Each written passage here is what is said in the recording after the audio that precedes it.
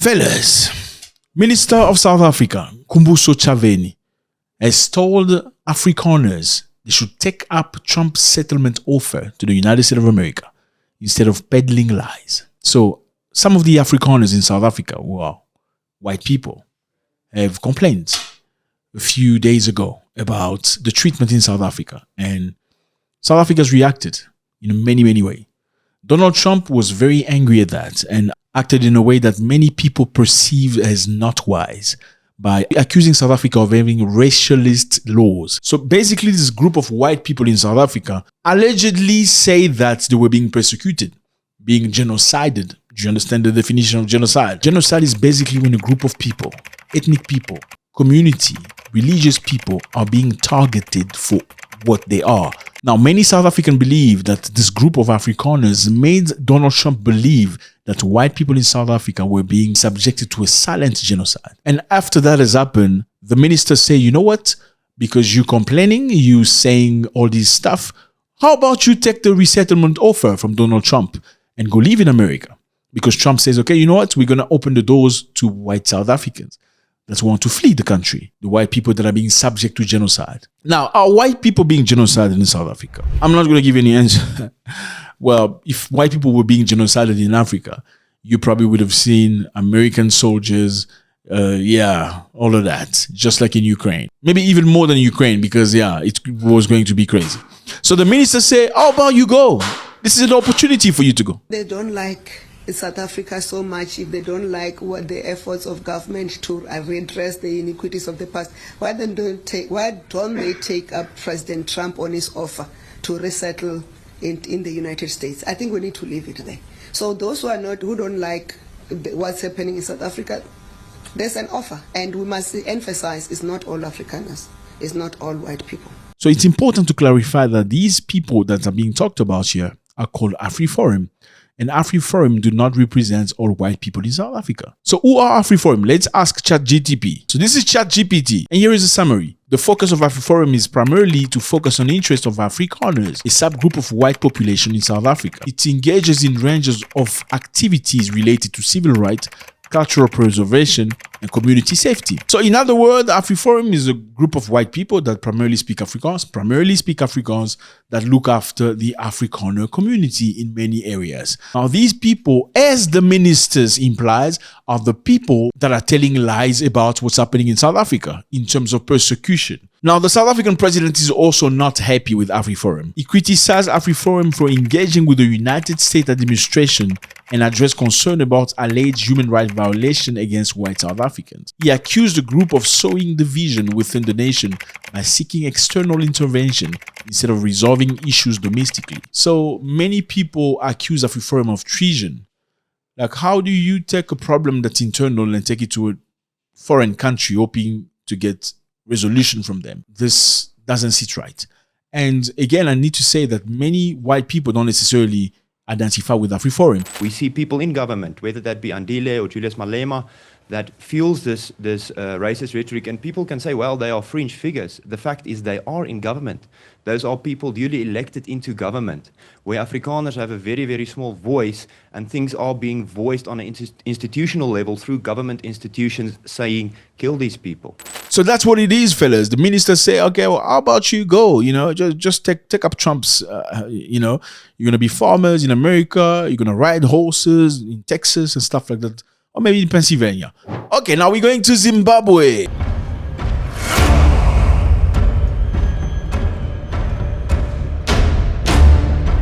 Fellas, Zimbabwe is going through the most. The Dutch have decided to cut off foreign aid support to Zimbabwe.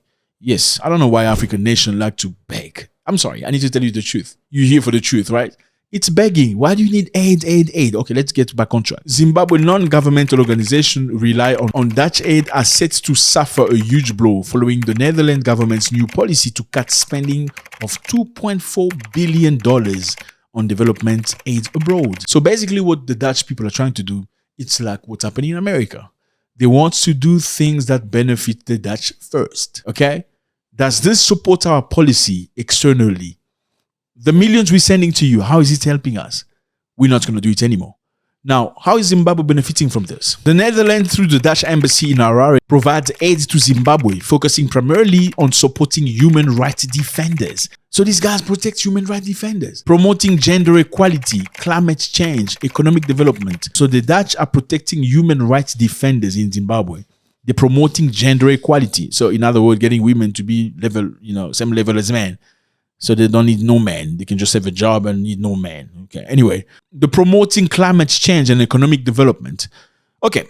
I hear all that. It sounds good. Let's just list some of the beneficiary, or maybe not. Zimbabwe Lawyers for Human Rights, which provide legal services for human rights defenders, Green Impact Center, Blowscope, and many more. And film production. So Zimbabwe gets money for film productions and lawyers and stuff like that. I mean, it sounds all good. But let me remind you again, you cannot live off aid because many people have made it some sort of employment. They are employed based on aid coming from another country. And I can understand my Zimbabwean people have been through the most, through sanctions and stuff like that. But we need to find a way that is internal to grow without necessarily having to need things coming from abroad. It is disrespectful for somebody to say, you know what, that stuff I used to give you, I'm not giving you anymore. It is disrespectful. They don't even check with you, like, are you going to need it? Can I maybe start taking small? No, they just drop you like that. Europeans also needed help during World War II. By the end of it, Germany, France, Netherlands, and some of them got help from many other countries. But they don't ask for help anymore. Aid is temporary. It's not a permanent job. And I know it's sad, but because now, these guys that are legal guys are helping human rights and stuff are not going to get jobs, but we need to find another way. And now, fellas, we're going to Malawi.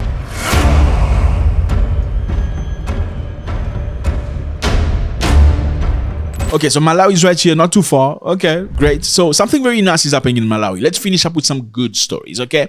So in Malawi, there are 16 young activists that are using drones to identify from the sky part of the markets that are extremely dirty and accumulating illegal dumping. Congratulations. These are youngsters, young activists from 14-year-old to 25 years old. They're using drones. They will fly drones looking for markets to try to find places where dirt is accumulating and dump site. I'm sorry, but it's very nice, but I need to criticize. I'm going to criticize. Like, why African markets are dirty like that? I'm sorry, man. Why? Have you ever seen an African market that's not dirty? Okay, maybe one, but in one country. But it's just sad. I like the culture. I like the setup. It's very, original. But why the dirt? Why the dump size? Why can't people just put things into boxes or sachet or keep it neat? I know some people will say, service delivery, the cleaners don't come on time. But then you need to organize and find a proper dump site where you can keep people, keep things together into sachet and boxes and then go throw them. So the reason why these people are doing this is to try to avoid proliferation of diseases such as cholera and stuff. Cholera is bad. I know there's some part of Ghana that had cholera lately. We need to create an Africa that's clean. We need to have markets that are livable, humanly, respectable. You can't just go in a corner and I'm sorry, I need to tell you the truth. If you've been to these African markets and spaces, people shit in corners and peas in. I need to tell you the truth. I'm sorry. Why are you going to get pissed off? I don't give a continental. I need to tell you the truth. How do we resolve this?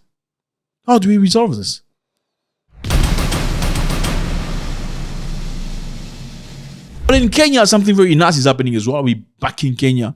There's a lady that takes things from dump site, recycle things, hair, human hair, recycle human hair and synthetic hair from barbershops, from markets, from different places. And it's creating some very nice things with it. What is she creating with it? She's creating doormat. So mat for the doors, table mat for the table, and carpet with hair. Isn't that ingenious? Amazing. And she's reselling it between $5 to $20. This is Kenya, fellas. Imesaidia This job has helped all of us. The salon owners get to dispose of synthetic hair waste from their shops, and I profit by making doormats and selling them and get money. The environment also benefits because these wastes used to block drainage. And this is something I want many people in Southern Africa to learn, because a lot of people in Southern Africa don't know how to be hustlers. My South African people, I love you very much, but you're not hustlers like that. South African people, usually in South Africa, you can get a job. Okay, you get a job. A lot of people just want msebenzi. Yeah, it's good. It's nice. You have a job and stuff. But a job that's owned by who?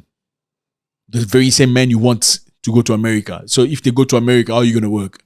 Question mark. You know what I'm saying? So you need to develop the hustling mentality. And I'm not saying you must go pick up the hair and be. That's not what I'm saying. But the hustling mentality that some other Africans do really well, we need to learn from each other, okay? When a South Africa do a job that's been given to them, sometimes many do them really, really nice, especially in offices.